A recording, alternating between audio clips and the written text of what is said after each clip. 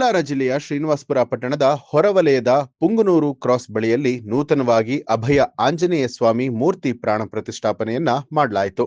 ಇದೇ ಸಂದರ್ಭದಲ್ಲಿ ದೇವಾಲಯದ ಲೋಕಸೇವಾ ಟ್ರಸ್ಟ್ನ ಅಧ್ಯಕ್ಷರು ಹಾಗೂ ಮಾಜಿ ವಿಧಾನ ಪರಿಷತ್ ಸದಸ್ಯರಾದ ವೈ.ಎ. ನಾರಾಯಣಸ್ವಾಮಿ ಅವರು ಮಾತನಾಡಿ, ಶ್ರೀ ಶನೇಶ್ವರ ಸ್ವಾಮಿ ದೇವಾಲಯವನ್ನ ಕಟ್ಟಲು ಕಾಮಗಾರಿ ಆರಂಭ ಮಾಡಿ ಸುಮಾರು 8 ವರ್ಷ ಕಳೆದಿದೆ. ಆ ಆಲಯವನ್ನ ಬಹಳ ವಿಶೇಷವಾಗಿ ನಿರ್ಮಾಣ ಮಾಡಲಾಗ್ತಾ ಇದ್ದು, ತಮಿಳುನಾಡಿನ ತಂಜಾವೂರಿನ ದೇವಾಲಯಗಳ ಮಾದರಿಯಲ್ಲಿ ಆ ಶಿಲ್ಪಕಲೆಗಳೊಂದಿಗೆ ದೇವಾಲಯ ನಿರ್ಮಾಣ ಆಗ್ತಾ ಇದೆ. ದೇವಾಲಯ ನಿರ್ಮಾಣವಾದ ಮೇಲೆ ಕೋಲಾರ ಜಿಲ್ಲೆಯಲ್ಲೇ ಹೆಸರುವಾಸಿ ಆಗೋದ್ರಲ್ಲಿ ಯಾವುದೇ ಸಂದೇಹ ಇಲ್ಲ.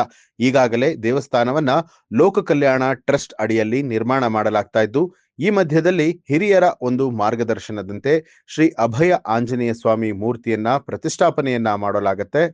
ಈ ಮಧ್ಯದಲ್ಲಿ ಹಿರಿಯರ ಮಾರ್ಗದರ್ಶನದಂತೆ ಶ್ರೀ ಅಭಯ ಆಂಜನೇಯ ಸ್ವಾಮಿ ಮೂರ್ತಿ ಪ್ರತಿಷ್ಠಾಪನೆಯನ್ನ ಬಹಳ ಅದ್ದೂರಿಯಾಗಿ ಮಾಡಲಾಯಿತು ಅಂತ ತಿಳಿಸಿದ್ರು. ಶ್ರೀ ಕ್ಷೇತ್ರ ಪುಂಗನೂರು ಕ್ರಾಸ್ನಲ್ಲಿ ನೆಲೆಸಿರುವಂತಹ ಶನೇಶ್ವರ ಸ್ವಾಮಿಯ ಸನ್ನಿಧಿಯಲ್ಲಿ ಬಹಳ ವೈಭವವಾದ ಕಟ್ಟಡವನ್ನ ಕಟ್ಟಕ್ಕೆ ಪ್ರಾರಂಭ ಮಾಡಿ 8 ವರ್ಷ ಆಯಿತು. ಶನೇಶ್ವರ ಸ್ವಾಮಿ ಆಲಯ ಇಡೀ ಕೋಲಾರ ಜಿಲ್ಲೆಯಲ್ಲಿ ವಿಶಿಷ್ಟವಾದದ್ದು, ವಿಶೇಷವಾದದ್ದು. ತಮಿಳುನಾಡಿನ ತಂಜಾವೂರಿನ ದೇವಸ್ಥಾನಗಳ ಮಾದರಿಯಲ್ಲಿ ಆ ಶಿಲ್ಪಕಲೆಯೊಂದಿಗೆ ತಲೆ ಎತ್ತಲಿರುವ ಈ ದೇವಸ್ಥಾನ ಇಡೀ ಕೋಲಾರ ಜಿಲ್ಲೆಯಲ್ಲಿ ಹೆಸರುವಾಸಿ ಆಗೋದ್ರಲ್ಲಿ ಯಾವುದೇ ಸಂದೇಹ ಇಲ್ಲ. ಈಗಾಗಲೇ ಈ ದೇವಸ್ಥಾನವನ್ನು ಲೋಕ ಕಲ್ಯಾಣ ಟ್ರಸ್ಟ್ ಅಡಿಯಲ್ಲಿ ನಿರ್ಮಾಣ ಮಾಡ್ತಾ ಇದ್ದೇವೆ.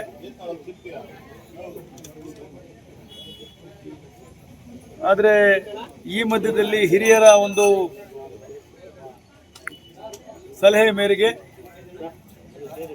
ಆಂಜನೇಯ ಸ್ವಾಮಿಯ ವಿಗ್ರಹವನ್ನು ಅತಿ ಶೀಘ್ರವಾಗಿ ಪ್ರತಿಷ್ಠಾಪನೆ ಮಾಡಬೇಕು ಅನ್ನುವ ಸಲಹೆ ಮತ್ತು ಭಕ್ತಿಯ ಒಂದು ವಿವೇಚನೆಯೊಂದಿಗೆ ಈ ದೇವಸ್ಥಾನವನ್ನು ಅದೇ ಕಲ್ಲು ಕಟ್ಟಡದ ಮಾದರಿಯಲ್ಲಿ ಬರೀ ಫೌಂಡೇಶನ್ ಮಾತ್ರ ಹಾಕಿ ಇವಾಗ 6 ಅಡಿ ವಿಗ್ರಹವನ್ನು ಪ್ರತಿಷ್ಠಾಪನೆ ಮಾಡಿದ್ದೇವೆ. ಆ ಪ್ರತಿಷ್ಠಾಪನಾ ಕಾರ್ಯಕ್ರಮ ನಿನ್ನೆಯಿಂದ ಇವತ್ತಿನ ತನಕ ಶಾಸ್ತ್ರೋಕ್ತವಾಗಿ ವೇದ ಘೋಷಗಳೊಂದಿಗೆ ಎಲ್ಲರ ಹಿರಿಯರ ಸಮ್ಮುಖದಲ್ಲಿ ದಾನಿಗಳ ಸಹಾಯದೊಂದಿಗೆ ಇದನ್ನು ನಿರ್ಮಿಸಿದ್ದೇವೆ. ಶ್ರಾವಣ ಶನಿವಾರದ ಈ ಪವಿತ್ರ ತಿಂಗಳಿನಲ್ಲಿ ಪುಂಗನೂರು ಕ್ರಾಸ್ಗೆ ಬರುವ ಜನಸಂಖ್ಯೆ ಜಾಸ್ತಿ ಇದೆ, ಭಕ್ತಾದಿಗಳು ಜಾಸ್ತಿ ಇದೆ, ನಾಗರಿಕರು ಬಹಳ ವಿಶ್ವಾಸ ಇಟ್ಟಿದ್ದಾರೆ. ಅದರ ಜೊತೆಗೆ ಹನುಮಂತನ ದರ್ಶನ, ಆಂಜನೇಯನ ದರ್ಶನವೂ ಸಹ ಅವರಿಗೆ ಕೊಡಬೇಕು ಅನ್ನುವ ನಮ್ಮ ಟ್ರಸ್ಟಿನ ಎಲ್ಲ ಸದಸ್ಯರ ಒಂದು ಅಪೇಕ್ಷೆ ಮೇರೆಗೆ ಇವತ್ತು ಈ ದೇವಸ್ಥಾನ ನಿರ್ಮಾಣ ಆಗಿದೆ. ನಮ್ಮ ಆಸೆ ಮತ್ತು ಆಕಾಂಕ್ಷೆ ಏನು ಅಂದರೆ, ಪುಂಗನೂರು ಕ್ರಾಸ್ ಈ ದೇವಸ್ಥಾನದ ಟೆಂಪಲ್ ಕಾಂಪ್ಲೆಕ್ಸ್ ಇದು, ದೇವಸ್ಥಾನಗಳ ಸಂಕೀರ್ಣ. ಇಲ್ಲಿಗೆ ಒಬ್ಬ ಭಕ್ತಾದಿ ಬಂದ ಮೇಲೆ ಎಲ್ಲ ದೇವರುಗಳ ದರ್ಶನ ಮಾಡ್ಕೊಂಡು ಆಚೆ ಹೋಗ್ಬೇಕು. ಆ ರೀತಿ ಎಲ್ಲ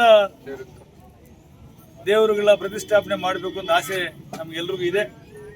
ಹಾಗಾಗಿ ತಾವೆಲ್ಲ ನೋಡಿದ್ದೀರಿ, ಸುಮಾರು 7 ಗರ್ಭಗುಡಿ ಕಟ್ಟಿದ್ದೇವೆ, 7 ದೇವರುಗಳ ಪ್ರತಿಷ್ಠಾಪನೆ ಆಗ್ತದೆ. ಇವಾಗ ಆಂಜನೇಯ ಸ್ವಾಮಿ ಪ್ರತಿಷ್ಠಾಪನೆ ಆಲ್ರೆಡಿ ಆಗೋಗಿದೆ. ಆಂಜನೇಯ ಸ್ವಾಮಿಯ ಒಂದು ಶಕ್ತಿ ಸಾಮರ್ಥ್ಯ ನಿಮಗೆಲ್ಲ ಗೊತ್ತಿದೆ.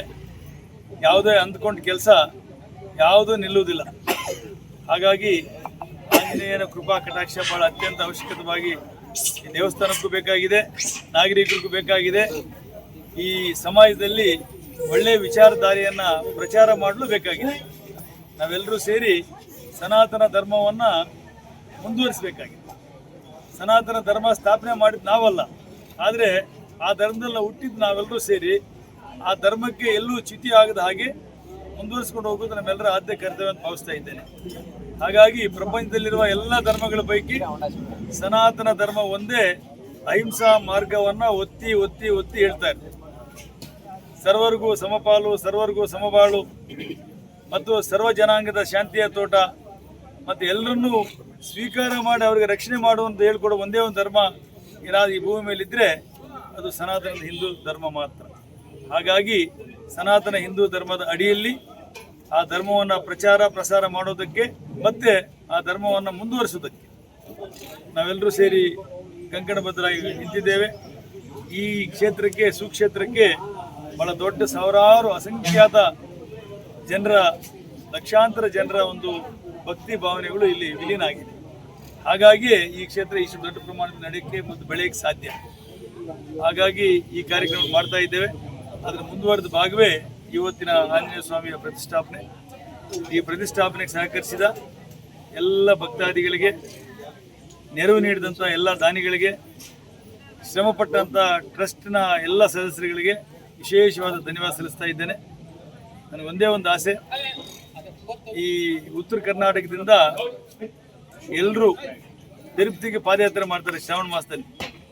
ಆ ಪಾದಯಾತ್ರೆ ಮಾಡಿಕೇರಿ ಕ್ರಾಸಿಂದ ಮದನಪಲ್ಲಿ ಮುಖಾಂತರ ಹಂಗೆ ಹೋಗುತ್ತೆ. ನನಗೇನು ಆಸೆ ಅಂದರೆ ಮಾಡಿಕೇರಿ ಕ್ರಾಸಿಂದ ನ್ಯೂಸ್ ಅಲರ್ಟ್ ನಿಮ್ಮಿಂದ ನಿಮಗಾಗಿ.